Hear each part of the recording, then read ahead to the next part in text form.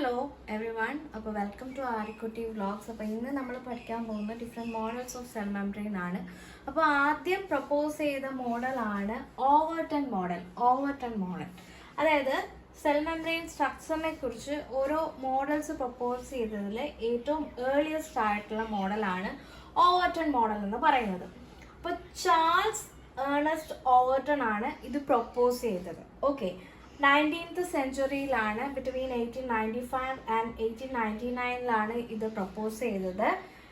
അദ്ദേഹം എന്താ ചെയ്തതെന്ന് വെച്ചാൽ he done experiment in plant root hairs എടുത്തിട്ട് അതിനകത്ത് പ്ലാന്റ് റൂട്ട് ഹെയർസ് ഡിഫറെൻറ്റ് സൊല്യൂട്ട്സിൽ ഇട്ട് നോക്കി.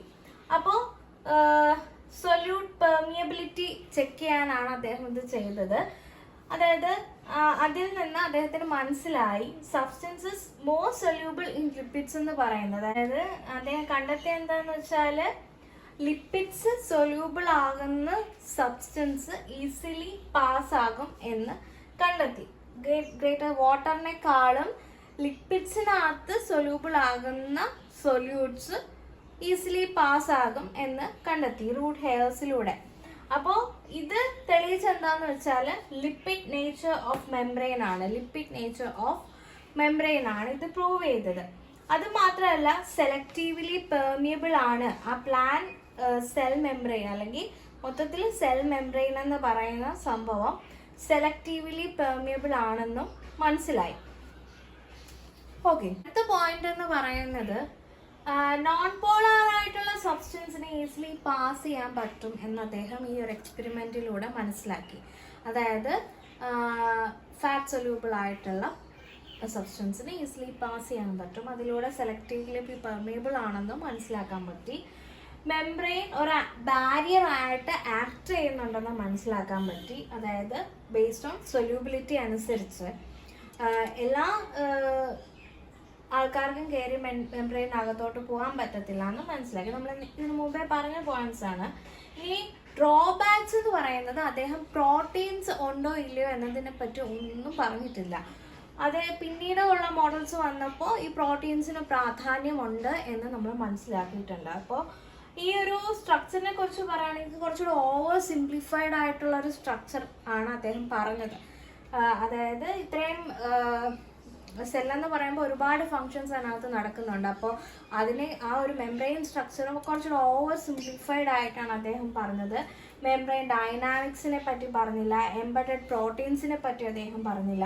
ഇതിൻ്റെ സിഗ്നിഫിക്കൻസ് എന്ന് പറയുന്നത് ഒരു ഫസ്റ്റ് അറ്റംപ്റ്റ് ആയിരുന്നു. മെംബ്രെയിൻ കോമ്പോസിഷനെ കുറിച്ച് പറയുന്ന ഒരു ഫസ്റ്റ് അറ്റംപ്റ്റ് ആയിരുന്നു ഈ ഒരു ഓവർടൺ മോഡൽ എന്ന് പറയുന്നത്.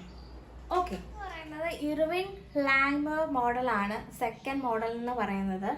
അപ്പോൾ ഇത് പ്രപ്പോസ് ചെയ്തത് ഇർവിൻ ലാങ്മർ ആണ്. അദ്ദേഹം 1917 ഈ ഒരു മോഡലിനെ പറ്റി പറയുന്നത്.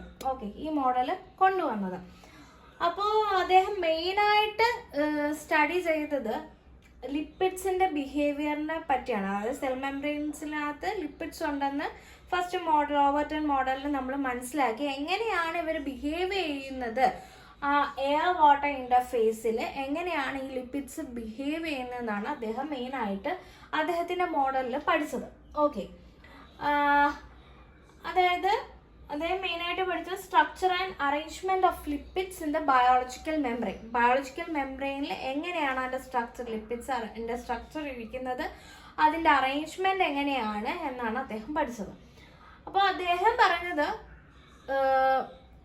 നമ്മുടെ സെൽ മെംബ്രെയിൻ, അതായത് പ്ലാസ്മ മെംബ്രെയിനിൽ ഈ ലിപ്പിഡ്സ് മോണോ ലെയർ ആയിട്ട് ഇരിക്കുന്നതെന്നാണ് അദ്ദേഹം പറഞ്ഞത്. മോണോ ലെയറിലാണ് ഇരിക്കുന്നതെന്നാണ് പറഞ്ഞത്. പക്ഷേ ലേറ്റർ നമ്മുടെ മോഡൽസ്, അതായത് ഫ്ലൂയിഡ് മൊസൈക്ക് മോഡലൊക്കെ വന്നപ്പോൾ നമുക്ക് മനസ്സിലായി ബൈലെയർ ആണെന്ന് മനസ്സിലായി. അതിന് മുന്നേ മനസ്സിലായി കേട്ടോ. അപ്പോൾ മോണോ ലെയർ ആണെന്നാണ് അദ്ദേഹം പറഞ്ഞത്. അതായത് ഈ ലിപ്പിഡ്സിനൊരു ഹൈഡ്രോഫിലിക് ഹെഡും ഉണ്ട്, ഹൈഡ്രോഫോബിക് ടെയിലും ഉണ്ടെന്ന് മനസ്സിലായി. ഓക്കെ, പിന്നെ അദ്ദേഹം സർഫസ് ടെൻഷൻ സ്റ്റഡീസ് നടത്തിയപ്പോൾ അദ്ദേഹത്തിന് മനസ്സിലായി ലിപ്പിഡ് മോളിക്യൂൾസ് എന്ന് പറയുന്നത് ടൈറ്റ്ലി പാക്ഡ് ആയിട്ടാണ് ഇരിക്കുന്നതെന്ന് മനസ്സിലായി. ഇതിൻ്റെ ലിമിറ്റേഷൻസിനെ പറ്റിയാണ് ഇനി പറയുന്നത്.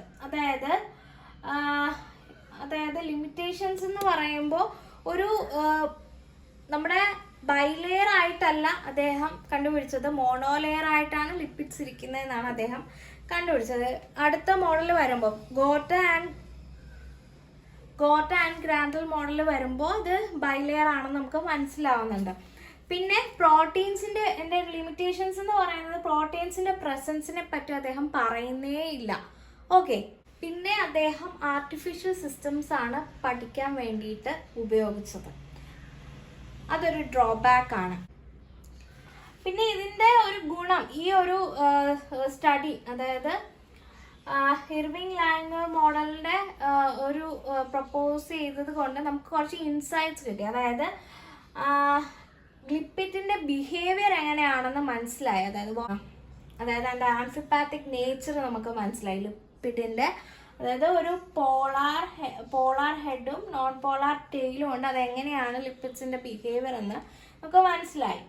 പിന്നെ ഈ ലാംഗ്വർ മോഡല് നമുക്ക് കുറച്ച് കാര്യങ്ങൾ പഠിക്കാനായിട്ട് ഗുണകരമായത്. ലാംഗ്വർ ബ്ലോട്ടഡ് ഫിലിം ടെക്നിക്ക് എന്ന് പറയുന്ന ഒരു ടെക്നിക്ക് അദ്ദേഹം പ്രൊപ്പോസ് ചെയ്തു. അതായത് അത് മെംബ്രെയിൻ റിസർച്ചിലും മെറ്റീരിയൽ സയൻസസിലും ഒക്കെ യൂസ്ഫുൾ ആണ്.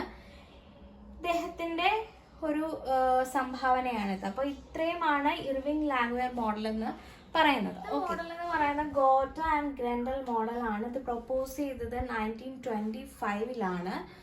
അപ്പോൾ this is the first model that proposed that cell membrane is a bilayer structure ആണ്. ലിപ്പിഡ്സിന്റെ ഒരു ബൈലെയർ സ്ട്രക്ചർ ആണ് സെൽ മെംബ്രെയിൻ ഉള്ളതെന്നും ആദ്യം പ്രൊപ്പോസ് ചെയ്ത ഒരു മോഡലാണ് ഗോട്ട ആൻഡ് ഗ്രൻഡൽ മോഡൽ എന്ന് പറയുന്നത്. 1925-ലാണ് പ്രൊപ്പോസ് ചെയ്തത്.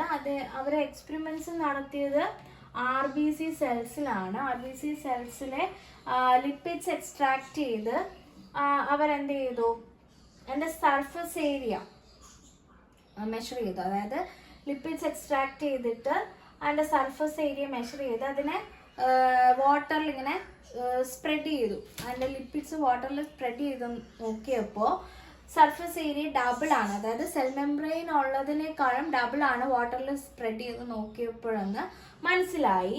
അപ്പോൾ ഇതിൽ നിന്ന് അവർക്ക് മനസ്സിലായി ലിപ്പിഡ്സിന്റെ മെംബ്രെയിൻ എന്ന് പറയുന്നത്, ലിപ്പിഡ് മെംബ്രെയിൻ എന്ന് പറയുന്നത് ലിപ്പിഡ് മെംബ്രെയിൻ അല്ല, സെൽ മെംബ്രെയിൻ എന്ന് പറയുന്നത് ഒരു ബൈലെയർ സ്ട്രക്ചർ ആണെന്ന് മനസ്സിലായി. പക്ഷേ ഇവർ മെംബ്രെയിൻ പ്രോട്ടീൻസിനെ പറ്റി ഒന്നും മെൻഷൻ ചെയ്തില്ല. മെംബ്രെയിൻ ഫ്ലൂയിഡിറ്റിയെ പറ്റിയും ഒന്നും പറഞ്ഞില്ല. റിജിഡ് നേച്ചർ ആണെന്നാണ് അവർ വിചാരിച്ചത്. റിജിഡ് സ്ട്രക്ചർ, സെൽ മെംബ്രെയിൻ ഒരു റിജിഡ് സ്ട്രക്ചർ ആണെന്നാണ് പറഞ്ഞത്. അതുകൊണ്ട് തന്നെ ഇതിന്റെ ഡ്രോബാക്സ് ഇതൊക്കെയാണ്. പിന്നെ സെൽ സർഫസ് അതിന്റെ സർഫസ് ഏരിയ എന്ന് പറയുന്നത് മെഷർ ചെയ്തത് പ്രിസൈസ് ഒന്നും അല്ലായിരുന്നു. അപ്പൊ ഇത്രയുമാണ് എൻ്റെ ഡ്രോബാക്ക് എന്ന് പറയുന്നത്, ഈ 3 പോയിന്റ്സ്. ഓക്കെ, അപ്പോൾ ഇതാണ് ഗോട്ട ആൻഡ് ഗ്രൻഡൽ മോഡൽ എന്ന് പറയുന്നത്. 1925 പ്രൊപ്പോസ് ചെയ്തു. ഓക്കെ, അപ്പോൾ നമ്മുടെ 4th മോഡൽ എന്ന് പറയുന്നത് ഡേവ്സൺ ഡാനിയൽ മോഡലാണ്. അപ്പോൾ ഡേവ്സൺ ഡാനിയൽ മോഡൽ 10 വർഷം കഴിഞ്ഞു 1935-ലാണ് പ്രൊപ്പോസ് ചെയ്തത്. അപ്പോൾ ഇതെന്ന് പറയുന്നത് ഒരു പ്രോട്ടീൻ സാൻഡ്വിച്ച് മോഡൽ എന്നും അറിയപ്പെടുന്നു. Davson Danielli model protein sandwich model എന്നും അറിയപ്പെടുന്നു. അവർ പറയുന്നത് എന്താണെന്ന് വെച്ചാൽ, അതായത് ജെയിംസ് ഡാനിയലും ഹ്യൂഗ് ഡേവ്സണും ആണ് ഇത് പ്രൊപ്പോസ് ചെയ്തത്. അപ്പോൾ അതായത് ലിപ്പിഡ് അതിൻ്റെ ഒരു ബൈലെയർ ഉണ്ടെന്ന് കഴിഞ്ഞ മോഡലിൽ പറഞ്ഞല്ലോ. ഫോസ്ഫോലിപ്പിഡ് ബൈലെയർ ആണ്. അതിൻ്റെ പുറത്തായിട്ട് അതിനെ കവർ ചെയ്ത് ഒരു സാൻഡ്വിച്ച് പോലെ പ്രോട്ടീൻ്റെ ഒരു കോട്ടിംഗ് ഉണ്ടെന്നാണ് ഇവർ പറയുന്നത്. അപ്പോൾ ഇത് സ്ട്രക്ചറൽ സപ്പോർട്ടും, അതായത് നമ്മുടെ സെൽ മെംബ്രെയിൻ ഒരു സ്ട്രക്ചറൽ സപ്പോർട്ടും സെലക്റ്റീവ്ലി പെർമിയബിൾ ആക്കും എന്നാണ് പറയുന്നത്. ഈ പ്രോട്ടീൻ കോട്ടിങ് ഒരു സ്ട്രക്ചറൽ സപ്പോർട്ടും സെലക്റ്റീവ്ലി അത് പെർമിയബിൾ ആവുള്ളൂ സെൽ മെംബ്രെയിൻ എന്നാണ്. ഈ പ്രോട്ടീൻ കോട്ടിങ് കൊണ്ട് അങ്ങനെ ഒരു ഹെൽപ്പ് സെൽ മെംബ്രെയിന് കൊടുക്കും എന്നാണ് ഇവർ പറയുന്നത്. പിന്നെ ഇതിനകത്ത് പോസ് ഉണ്ട്, അതായത് സെലക്റ്റീവിലായിട്ടാണ് മോളിക്യൂൾസ് പാസ് ചെയ്യുന്നത്. പ്രോട്ടീൻസ് ഇവിടെ ചാനൽസ് ആയിട്ട് ആക്ട് ചെയ്യുമെന്ന് പറയുന്നത്. അതായത് നമുക്ക് ഹൈഡ്രോഫിലിക് ആയിട്ടുള്ള മോളിക്യൂൾസ് ഉണ്ടല്ലോ, ആ മോളിക്യൂൾസിന് അതിൻ്റെ ഹൈഡ്രോഫോബിക് ആയിട്ടുള്ള ടെയിലിലൂടെ പാസ് ചെയ്യാൻ പറ്റത്തില്ല. അപ്പം ഈ പ്രോട്ടീൻസ് എന്ത് ചെയ്യും? പ്രോട്ടീൻസ് ഇവരുടെ കാരിയർ പ്രോട്ടീൻസ് ആയിട്ട് ആക്ട് ചെയ്ത്, പ്രോട്ടീൻസ് ചാനൽസ് ആക്കി ആക്ട് ചെയ്ത് നമ്മുടെ ഹൈഡ്രോഫിലിക് ആയിട്ടുള്ള മോളിക്യൂൾസിനെ ഹൈഡ്രോഫോബിക് ഈ എൻഡിലൂടെ പാസ് ചെയ്യാൻ സഹായിക്കും എന്നാണ് ഇവർ പറയുന്നത്. ഓക്കെ, ഡാനിയൽ മോഡലിൻ്റെ ഒരു ഡ്രോബാക്ക് അതിൻ്റെ ലിമിറ്റേഷൻസിനെ പറ്റിയാണ് ഇനി പറയുന്നത്. ഇപ്പോൾ സെൽ മെംബ്രെയിൻ ഒരു റിജിഡ് ആയിട്ടുള്ള സ്റ്റാറ്റിക് ആയിട്ടുള്ള സ്ട്രക്ചർ ആയിട്ടാണ് അവർ എക്സ്പ്ലെയിൻ ചെയ്തത്. പിന്നെ അവർക്കൊരു എക്സ്പെരിമെൻ്റൽ എവിഡൻസ് ഒന്നും ഇല്ലായിരുന്നു. ഒരു പ്രോട്ടീൻ സാൻഡ്വിച്ച് മോഡൽ, അതായത് സെൽ മെംബ്രെയിൻ ഇങ്ങനെ രണ്ട് സ്ഥലത്തും ഒരു പ്രോട്ടീൻ സാൻഡ്വിച്ച് മോഡലായിട്ടാണ് അവർ എക്സ്പ്ലെയിൻ ചെയ്തത്. കാരണം ഒരു എക്സ്പെരിമെൻ്റൽ എവിഡൻസ് അവരുടെ കയ്യിലില്ലായിരുന്നു. പിന്നെ അവർ മെംബ്രെയിൻ ഫ്ലൂയിഡിറ്റിയെ പറ്റി ഒന്നും പറഞ്ഞിട്ടില്ല. പിന്നെ ലാറ്ററൽ മൂവ്മെന്റ് ഓഫ് ലിപ്പിഡ്സിനെ പറ്റിയും പറഞ്ഞിട്ടില്ല. പിന്നെ അവർ അതിൻ്റെ ഒരു ഗുണങ്ങൾ എന്തൊക്കെയായിരുന്നു എന്ന് വെച്ചാൽ, അവരാണ് ഫസ്റ്റ് മോഡൽ എന്ന് പറയുന്നത്. ഡേയ്സൺ മോഡലാണ് അവരുടെ, ഈ ഒരു മോഡലാണ് മെംബ്രെയിൻ പ്രോട്ടീൻസിനെ പറ്റി ഇൻക്ലൂഡ് ചെയ്തത്. ഓക്കെ, പിന്നെന്താ, അവരൊരു ഫൗണ്ടേഷൻ ലേ ചെയ്തു. മെംബ്രെയിൻ പ്രോട്ടീൻസ് അതിൻ്റെ ഫങ്ഷൻസിനെ പറ്റി ഒരു ഫൗണ്ടേഷൻ അവർ ഈ മോഡലിലൂടെ അടുത്ത മോഡലുകാർക്ക് ഒരു ഫൗണ്ടേഷൻ ലേ ചെയ്തു. ഓക്കെ, അതായത് മെംബ്രെയിനിൽ പ്രോട്ടീൻസ് ഉണ്ട് എന്നതിനെ കുറിച്ച് ഒരു ഐഡിയ കൊടുത്തു അവർ. ഓക്കെ, അടുത്ത് നമ്മൾ പഠിക്കാൻ പോകുന്നത് ഫ്ലൂയിഡ് മൊസൈക്ക് മോഡലാണ്.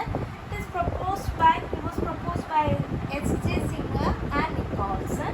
ഇത് വൈഡ്ലി ആക്സെപ്റ്റഡ് ആയിട്ടുള്ള ഒരു മോഡലാണ്. അതായത് ഫോസ്ഫോലിപ്പിഡ് എന്ന് പറയുന്നത് ഇങ്ങനെ ബൈലെയർ ആയിട്ട് കാണുന്നു. അതിനകത്ത് 2 ടൈപ്പ് ഓഫ് പ്രോട്ടീൻസ് ഉണ്ട്. അതായത് ഇൻട്രിൻസിക് പെരിഫറൽ പ്രോട്ടീൻസ്. ഇവർ ലാറ്ററലി മൂവ് ചെയ്യും. മെംബ്രെയിനിൽ അങ്ങോട്ടും ഇങ്ങോട്ടും ലാറ്ററലി മൂവബിൾ ആണ് ഇവരുടെ സ്ട്രക്ചർ എന്ന് പറയുന്നത്.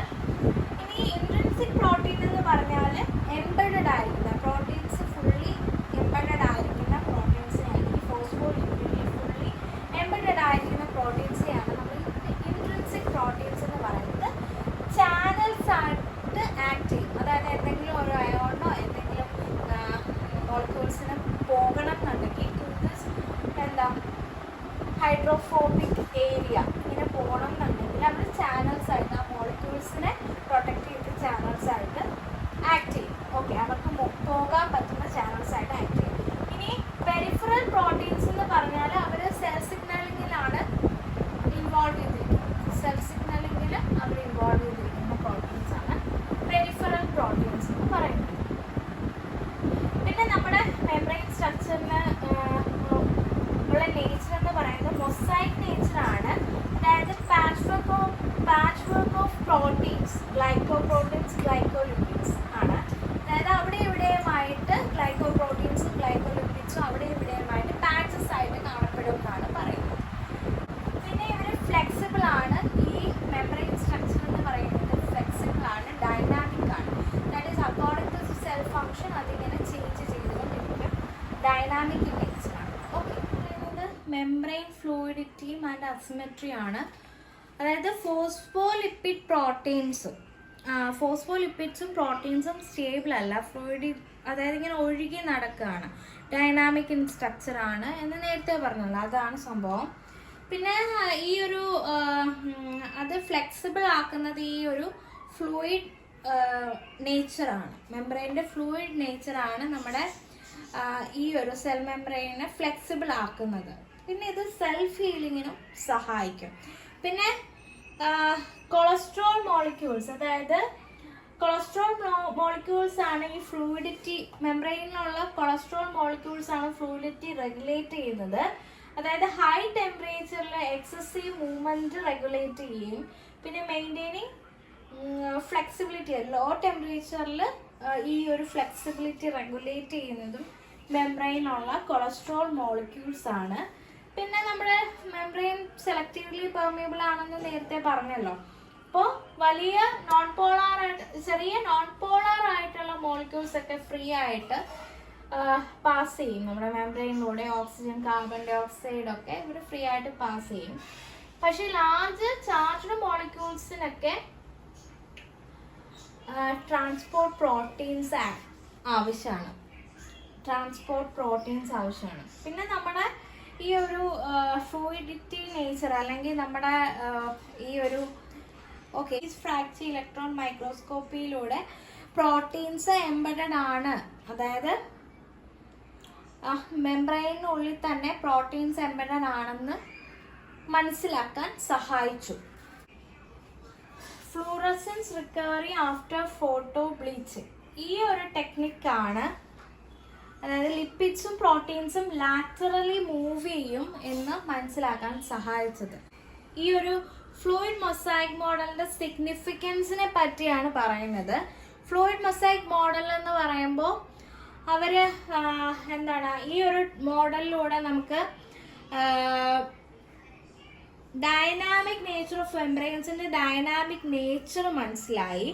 പിന്നെ അതുകൊണ്ട് തന്നെ എൻഡോസൈറ്റോസിസ്, എക്സോസൈറ്റോസിസ്, മെംബ്രെയിൻ ട്രാൻസ്പോർട്ടൊക്കെ എത്രത്തോളം ഉണ്ടെന്ന് മനസ്സിലായി. പിന്നെ മെംബ്രെയിൻ ബൗണ്ട് റിസപ്റ്റേഴ്സിനെ പറ്റിയും സെൽ സിഗ്നലിങ്ങിനെ പറ്റിയുമൊക്കെ മനസ്സിലാക്കാൻ ഈ ഒരു ഫ്ലൂയിഡ് മൊസൈക്ക് മോഡൽ നമ്മളെ ഹെൽപ്പ് ചെയ്തു. ഇത് ഏറ്റവും വൈഡ്ലി ആക്സെപ്റ്റഡ് ആയിട്ടുള്ളൊരു മോഡലാണ്. സെല്ലുലാർ ഇന്ററാക്ഷൻസ് മനസ്സിലാക്കാനും ഡ്രഗ് ഡെലിവറിയിലും പിന്നെ മെംബ്രെയിൻ റിലേറ്റഡ് ഡിസീസിനെ കുറിച്ചൊക്കെ മനസ്സിലാക്കാൻ ഈ ഫ്ലൂയിഡ് മൊസൈക്ക് മോഡൽ നമ്മളെ ഹെൽപ്പ് ചെയ്തിട്ടുണ്ട്. ഓക്കെ.